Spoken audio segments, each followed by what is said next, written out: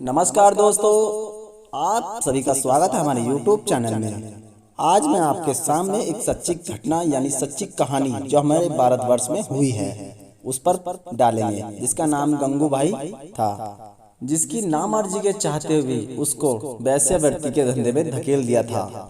जब वे इस दलदल से नहीं निकल पाई तो फिर वे इस दलदल की बेताज बादशाह बन गई।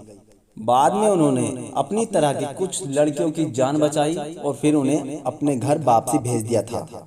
आज हम बात करेंगे उसी सेक्स वर्कर की जिसने भारत में सेक्स वर्कर बनाया था। उसी कहानी पर संजय बंसाली ने एक फिल्म बनाई है और उसमें आलिया भट्ट ने किरदार निभाया है।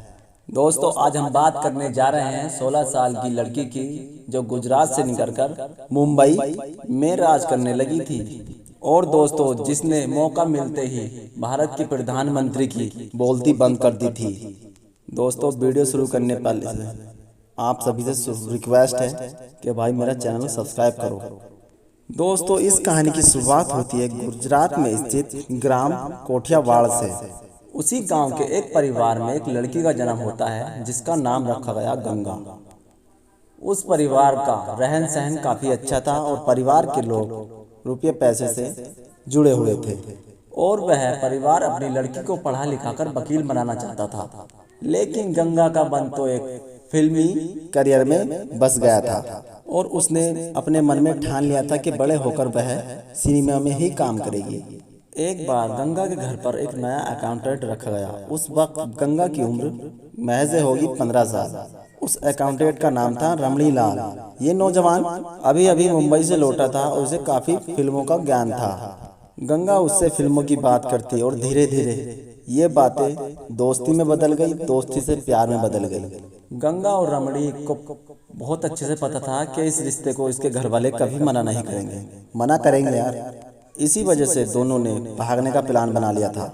आज का मुंबई उस समय बॉम्बे हुआ करता था। जब रमणीक उसे बॉम्बे ले आया, रमणीक ने बॉम्बे में किराए पर एक कमरा लिया और गंगा को अपनी पत्नी बनाकर रखा।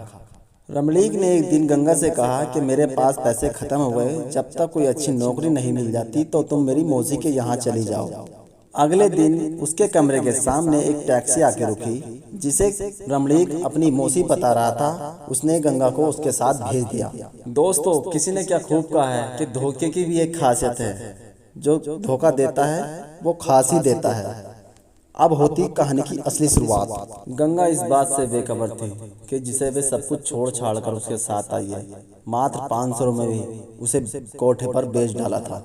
गंगा टैक्सी में बैठकर मुंबई के सबसे बेस्ट इलाकों से निकलकर मुंबई की रेड आलिया कोठीवाड़ा में पहुंच चुकी थी, जहां पर पहुंचने वाली लड़कियां पैसे वालों की प्यास बुझाती थी। जब गंगा असलियत से 2-4 हुई तो उसने बहुत चीख पुकार करी। उसकी तरह की कुछ लड़कियां भी रोज आती थी और उनकी चीखा भी कोठों की शान बढ़ाती थी। जब चीख पुकार के चलते गंगा थक गई तो उसे हालातों से समझौता करना पड़ा। गंगा अब बन चुकी थी गंगू काठियावाड़ी। धीरे धीरे गंगू के चर्चे काफी दूर तक फैलने आते। मुंबई में लोग आते तो गंगू के नाम के चर्चे उसे सुनने को मिलते थे। एक दिन शौकत नाम का पठान गंगू के सामने आ धमका। उसने गंगू को गिद्ध की तरह नोच डाला और पैसे भी नहीं दे के गया। कुछ दिन बाद वह फिर लौटा और इस बार गंगू की हालत कुछ इस प्रकार हो गई कि उसे हॉस्पिटल में एडमिट करना पड़ा था। गंगू ने सोच लिया था कि इस शख्स को वह मार डालेगी। गंगू ने जानकारी जुटाई तो उसे पता चला कि मुंबई के डॉन करीम लाला के साथ काम करता है। हॉस्पिटल से ठीक होने के बाद वह करीम लाला के घर के सामने पहुंच गई। जब करीम लाला की गाड़ी उसके सामने आकर रुकी तो वह खूबसूरत की बहुत बड़ी बला थी और बोलने में भी कुछ तेज थी। गुंडागर्दी की दुनिया में करीम लाला के बिना कोई एक पत्ता भी पर नहीं मार सका था। फिर करीम लाला ने गंगू से कहा कि घर के अंदर चलकर बात करते हैं। करीम लाला ने उसे छत पर बैठाया और गंगू को भी लगा कि करीम लाला के घर पर एक वैश्य का आना अच्छा नहीं लगा।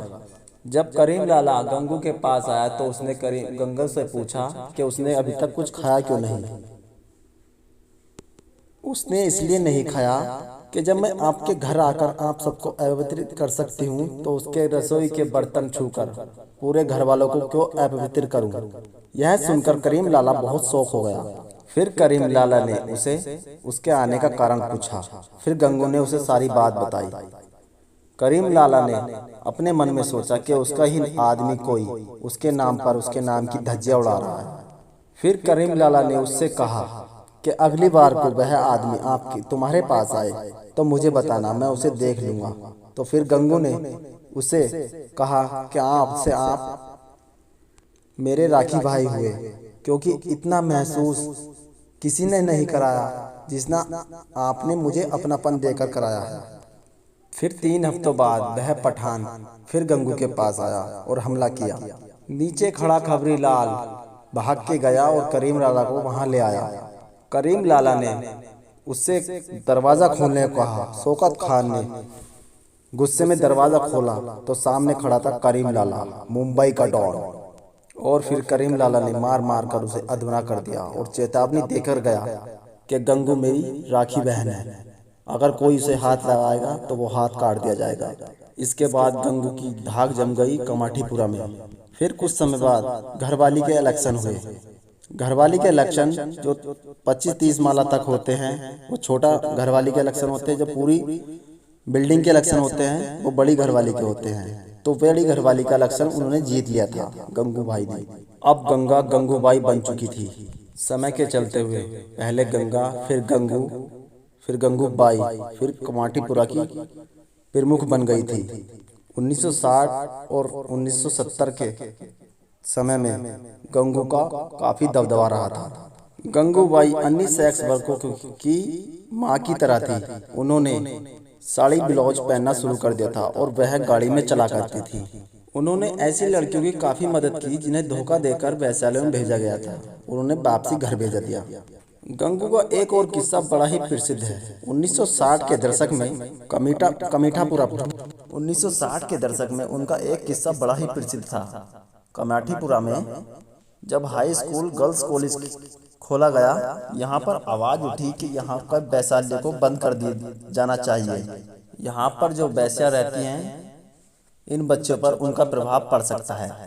गंगूबाई ने इस मुद्दे के चलते उस टाइम के प्रधानमंत्री पंडित जवाहरलाल नेहरू से मीटिंग मांगी। गंगू से नेहरू भाई ने जवाब मांगा कि वे इस धंधे में क्यों आई, जबकि उनके घर परिवार इतना अच्छा होने के कारण भी। गंगूबाई ने उनकी बोलती बंद कर दी थी एक बात को कहकर कि अगर वे उनकी पत्नी के रूप में उन्हें स्वीकार करते हैं तो वे इस धंधे को आज ही बंद कर देंगे।